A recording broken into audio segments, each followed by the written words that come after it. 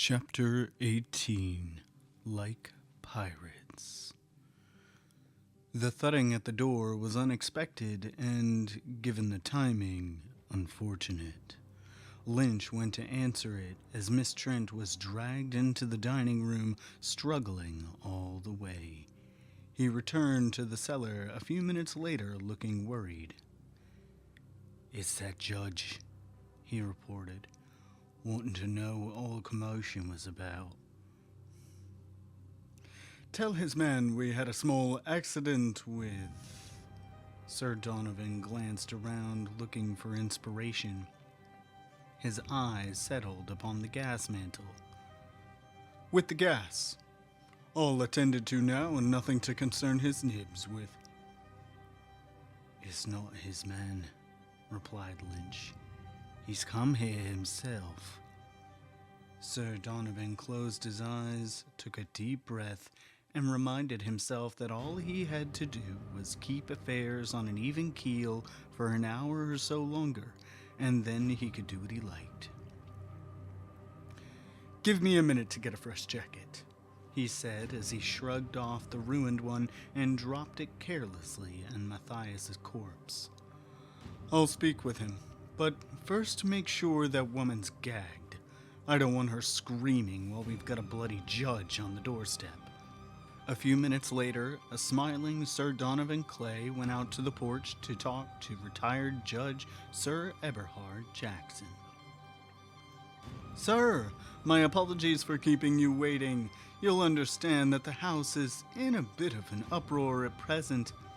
"The entire neighborhood is in an uproar, sir," snapped Sir Eberhard.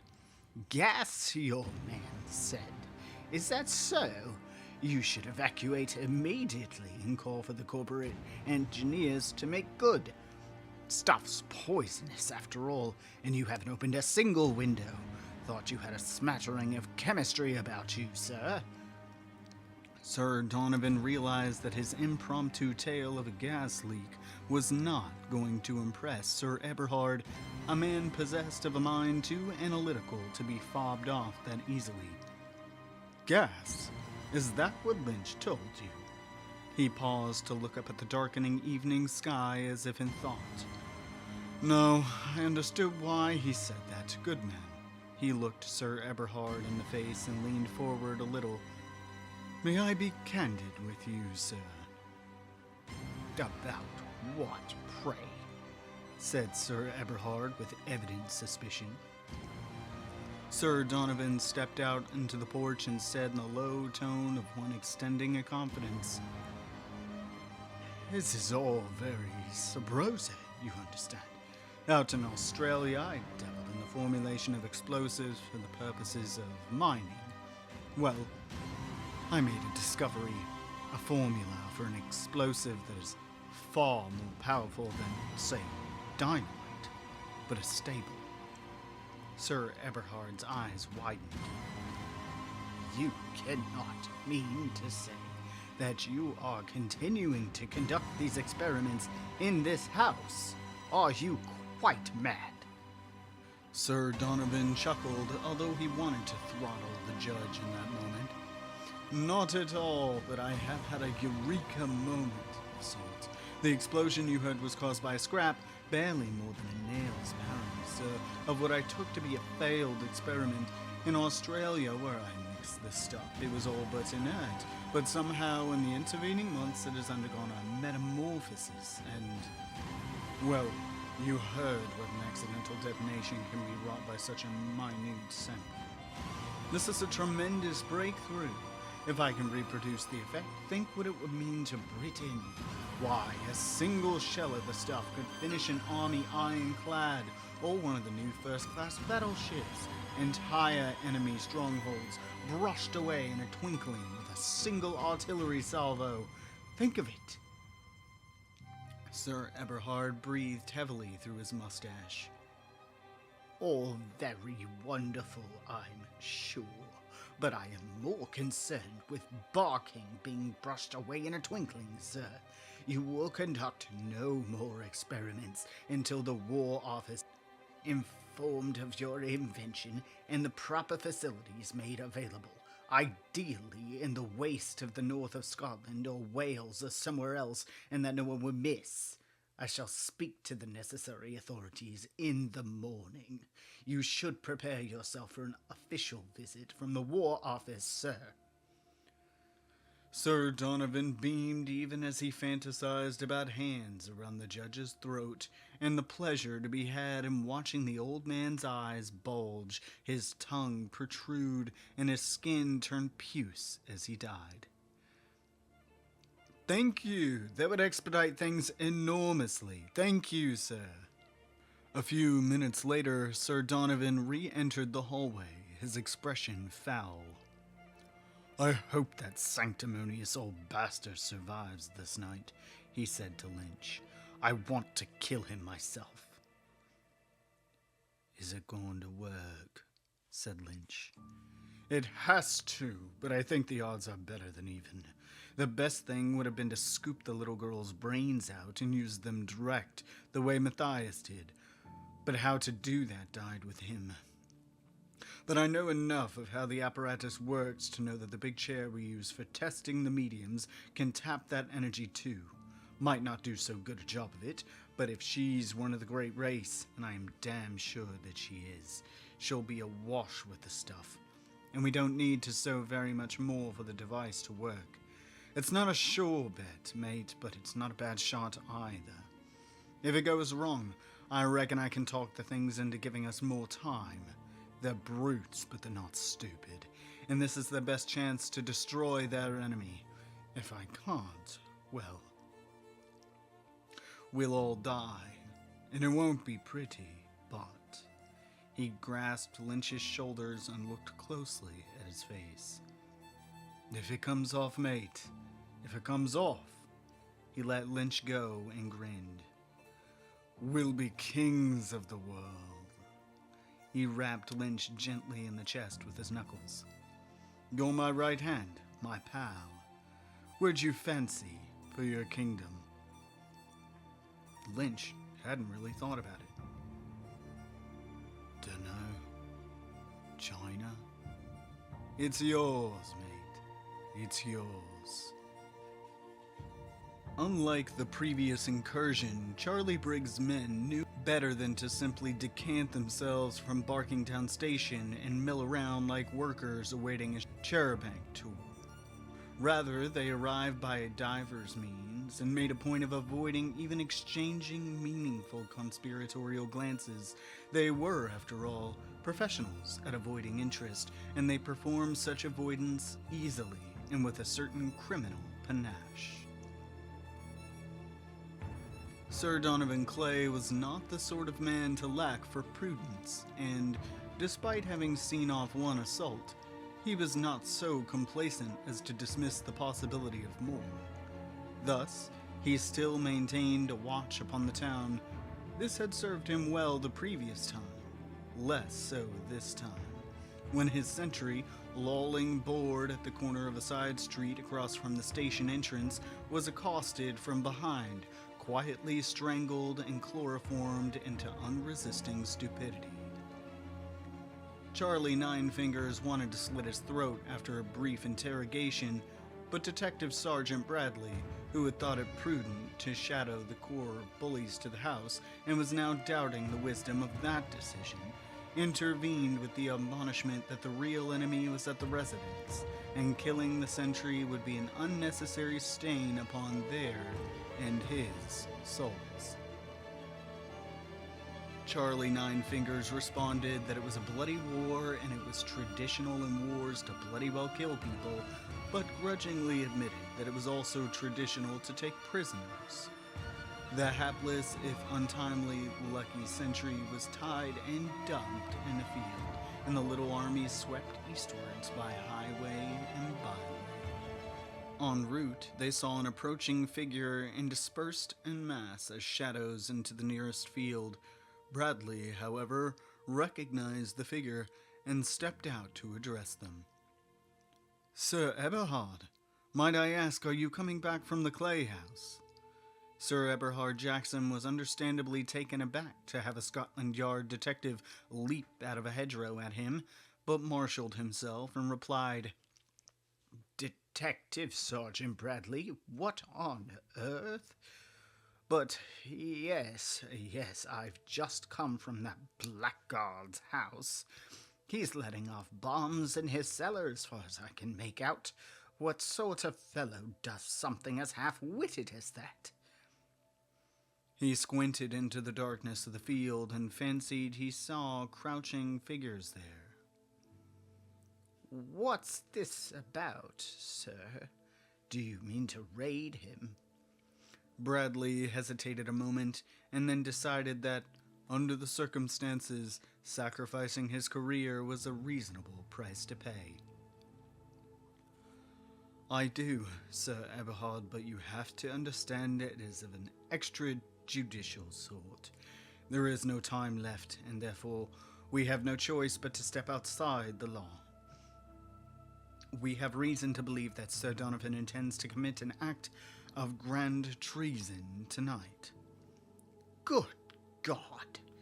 The judge regarded him as if looking upon a man quite bereft of reason.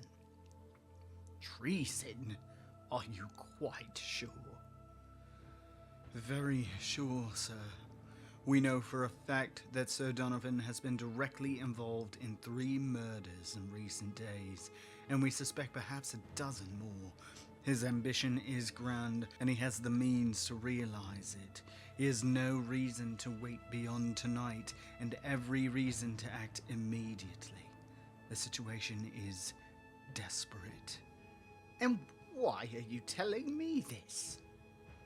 Because everyone in the area is in danger. I beg of you, go to your home. Gather together your household and send them away, at least as far as Barkingtown. Ideally further. Once they're on their way, you and whatever men you trust to act quickly and sensibly must go to every house within a mile of here and send every soul you find a safe distance to. Sir Donovan knows his life is forfeit if he doesn't succeed, and his men are entirely loyal to him. They have nothing to lose. There will be a terrible butcher's bill to be paid tonight. Sir Eberhard did not trouble to hide his consternation. It's an incredible tale, lad, and you are asking me to accept a great deal on trust. Sir Donovan Clay, a traitor? Is it true? Are you sure? I wouldn't throw away my career like this unless I was entirely sure, sir. Good Lord. Sir Eberhard looked upon him in the thin light of a gibbous moon as a father might look upon a son going to fight in a hopeless war. Win or lose, the Mandarins of Whitefall will surely throw you to the lions. He nodded at the dark forms in the field. You can't go running around the suburbs with a private army and expect to get away with it scot-free, lad. I know, sir. I'll be lucky if I stay out of a goal. Sir Eberhard nodded. Well, time is wasting, and then only to the advantage of Sir Donovan. He thrust out his hand. Bradley took it, and as they shook, Sir Eberhard said, I'd hoped I was wrong, but that man Clay, he's a wrong 'un, ain't he? The wrongest I've ever met, sir. He watched as the judge hurried away into the darkening lane and waited while the larcenous shapes rose from their hiding places. Grant and Charlie joined him. He heaved a sigh. Well, that's that. What you can smell here, lads, is the scent of my last bridge burning down. Go with him, said Grant. Bradley looked at him curiously. What's that, you say? The judge. Go with him? D-Job. Help give folk away from here. But you'll need me at the house. Nah, son, said Charlie, cracking 7 knuckles. "It'll be dirty business there for certainty." "I can fight dirty if needs be," said Bradley, wondering even as he said it why he felt it an insult not to be considered sufficiently barbaric. "I don't doubt it, but I was thinking having a copper along might put me boys off the stride. Believe me, mate, you're not required on this voyage. So go on," he said kindly. "Bug off out of it." There was sense in what they said, and he would have been lying to himself if he didn't admit to qualms about what was likely to be a slaughter without conscience. He shook Grant's hand. "Good luck," and then extended his hand to Charlie. "You too, Charlie." Then he ran into the night in pursuit of Jackson.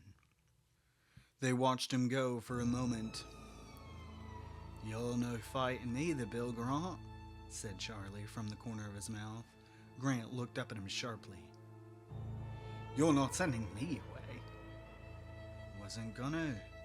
You got a dog in this fight, my lad. That Clay did for Lizzie Whittle, and it's like as not never would have swung for it. So you got a public duty to perform. Me and my lads won't get in your way." Grant drew breath to reply, but realized anything he had to say was redundant, so he only nodded. Charlie nodded too, then to his men said in a sotto voce tone that would have scared a drill sergeant, "Form up, me buckos, just as we planned. Do as you've been charged. Watch out for your mates on the left and right. Don't give them a dog's second rest nor mercy, savvy?" The little army of 24 reprobates sallied forth to save the world. The atmosphere in the house of Sir Donovan Clay was curious and febrile.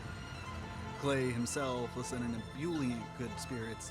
His path to a power unimaginable to every human who had gone before was clearly apparent and gloriously simple.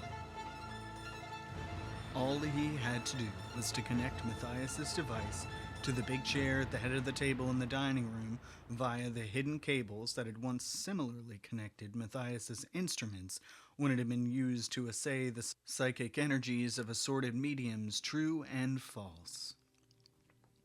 It was delightfully straightforward, for it is in the nature of devices as they become more capable to become simpler in their operation. The cable fixings were of specific types, and it was child's play to connect them correctly.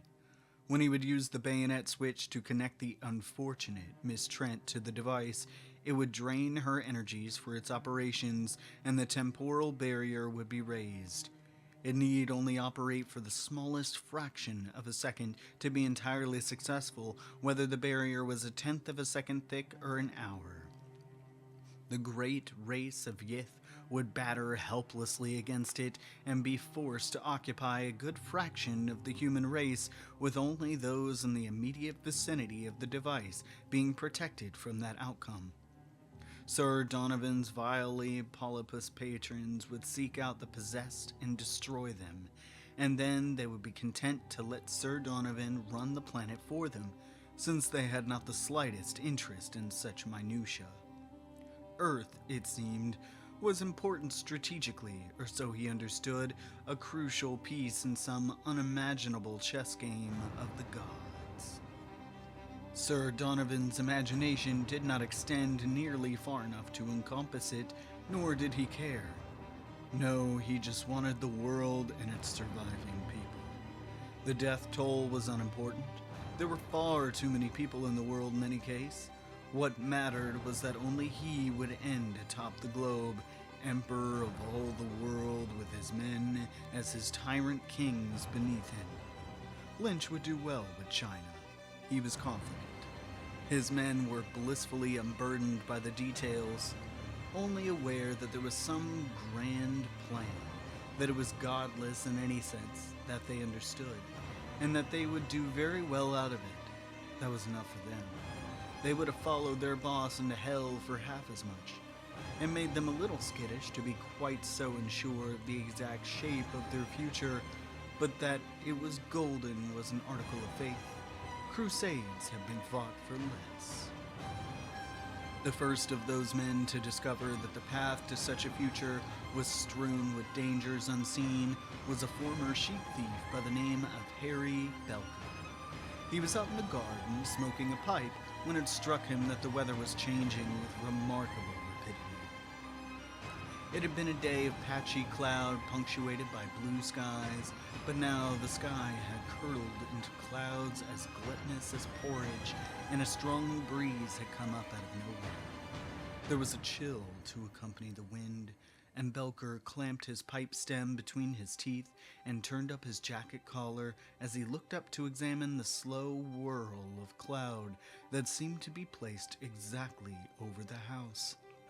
Around him, the night wind got in amongst the trees and shrubs, making the leaves susurrate harshly like foam on a pebble beach.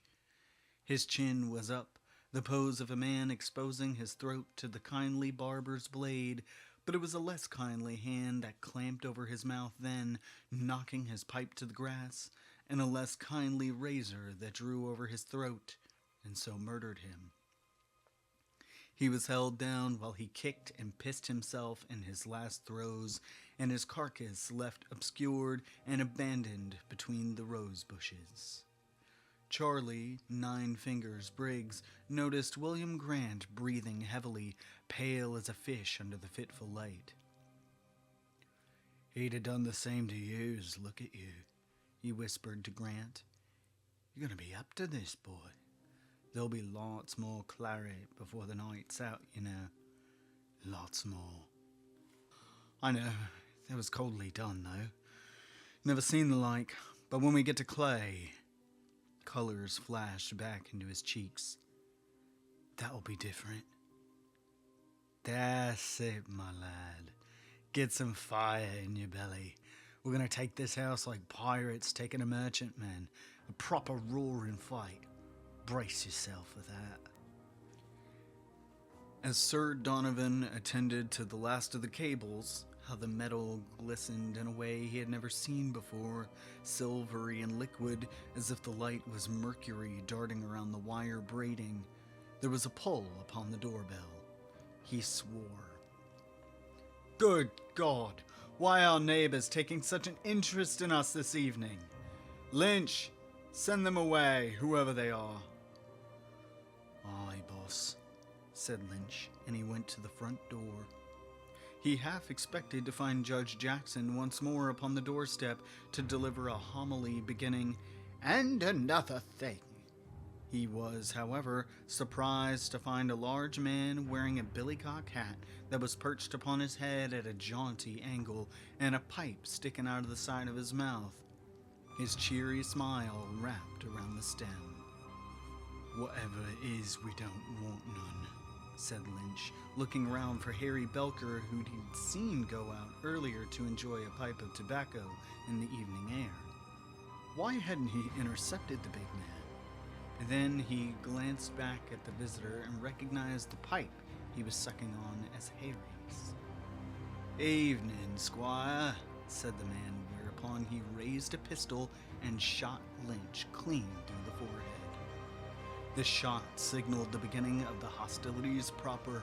Bottles filled with lamp oil and with burning rags tied around their necks sailed through the kitchen and study windows. In the latter case, the bottles failed to break and lay there, dripping burning fuel onto the floor and ruining the parquet.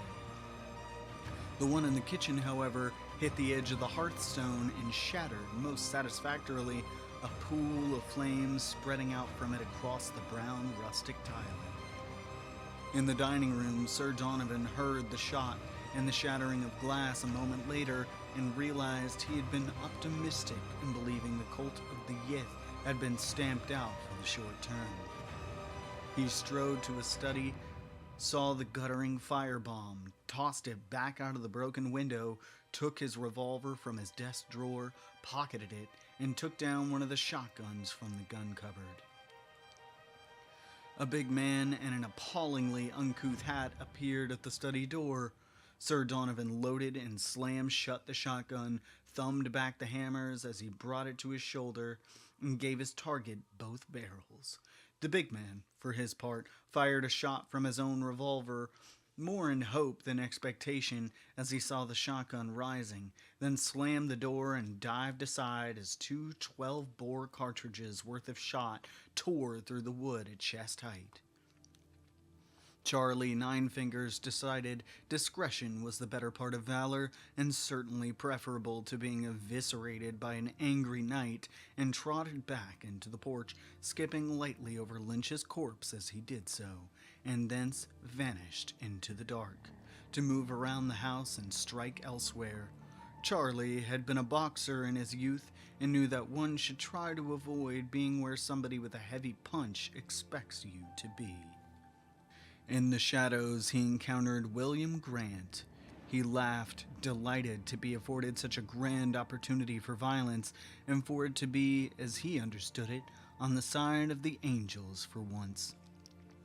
The novelty was pleasing, and he felt he owed it all to Grant.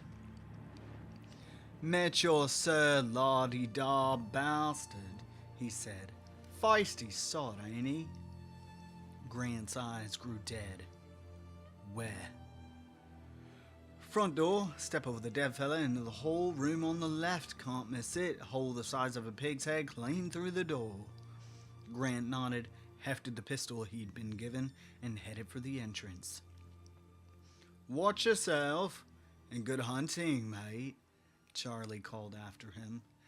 "Tully bastard ho!"